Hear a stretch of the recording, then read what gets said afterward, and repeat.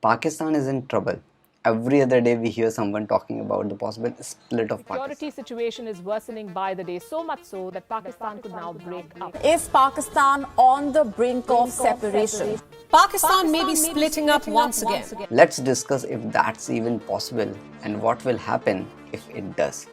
Watch till the end and you will be surprised. So first things first, I don't really think it will happen or it will happen so easily and so quickly. Pakistan is too big to fail. There are many powerful stakeholders that would never want Pakistan to break into pieces, simply because it may lead to some important unanswered questions. What if it may lead to another humanitarian and refugee crisis? Who will replace Pakistan's establishment and who the new establishment will support, US or China? And what about the nuclear issue? What will happen to the Pakistan's nuclear arsenal? The world can't let Taliban have access to nuclear missiles. Still, for the sake of this argument, let's examine the possibility of Pakistan actually splitting into its current states. POK, Pakistan occupied Kashmir. Fair disclaimer, I'm an Indian, so you know what I'm gonna say. Exactly, nothing. POK is a part of India, no questions about it. Moving on to the northwestern province, the state of Khyber Pakhtunkhwa borders Afghanistan.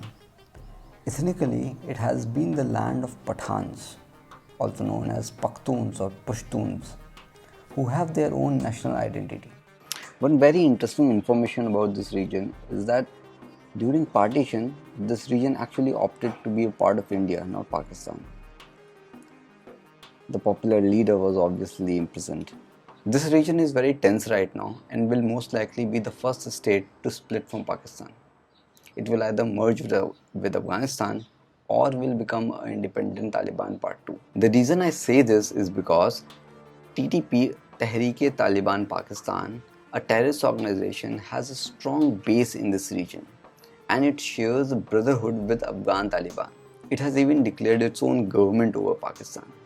This split can unify Pashtuns living across the border, but Taliban is obviously seeking power more than ethnic unification. If India manages to build some kind of diplomatic relations with Taliban, this region might find some stability and possibly some trade through Kashmir to Afghanistan. India has good relations with many Islamic countries like Iran, Saudi Arabia and UAE.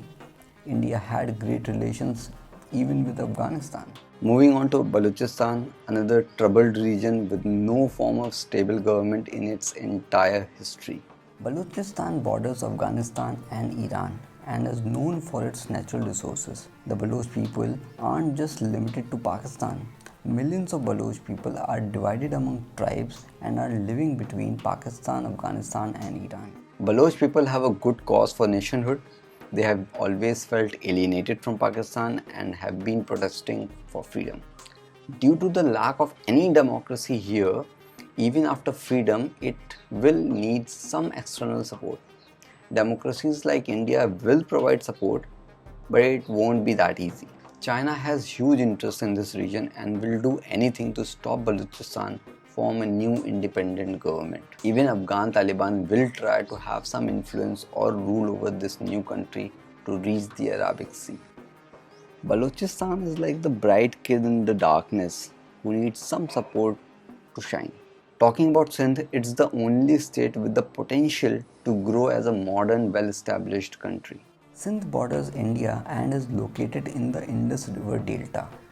It has well-developed port city of Karachi and even the people of Sindhis, are primarily businessmen and traders. A free Sindh nation trading with India and bringing peace to the region is easier to imagine than realize. Because the hurdle for the freedom of Sindh is going to be the state of Punjab. Finally coming to the devil, the state of Punjab. Punjab has a rich agricultural land with many rivers flowing through it and will most likely replace Pakistan at international forums. But without Sindh, Punjab will become a landlocked country bordering enemies from all sides. Punjab, I must tell you, dominates every sector of Pakistan, including the national government and army. It is definite that under no circumstance Punjab will let Sindh be a new country. And if by some dumb luck Sindh becomes an independent free country, we all will see a new clash with violence and proxy wars. If Punjab failed to establish a proper democracy and continued to be a military state, it will become the new troublemaker for India and the world. Alright, here's the surprise for you. There is another ethnic group of Saraikis people who are demanding for freedom in southern Punjab. You see, it's very critical because the Saraikistan can be the buffer zone between Sindh and Punjab. Buffer states are lands or regions between two powerful countries. Tibet, between India and China, is the best example of a buffer state. What about the nuclear threat? It won't be the first time a nuclear powered country will be breaking apart. There are mechanisms to handle the issue.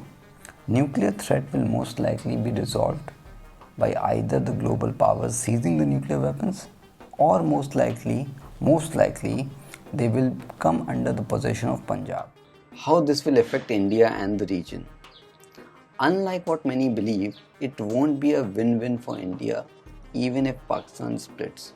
A large functioning country breaking apart will make the entire region very unstable, especially with the presence of various terrorist organizations. All India wants from Pakistan is for them to stop their terror factory and discuss the issues amicably. But the new Pakistan, aka Punjab, won't understand this, and most likely the issues will get more ugly. Still, for the sake of our discussion and to end on a positive note, I would argue that Sindh could be the key nation that could bring the peace and prosperity in the region. Just imagine being a coastal country between the resource-rich Balochistan and a resource-hungry India.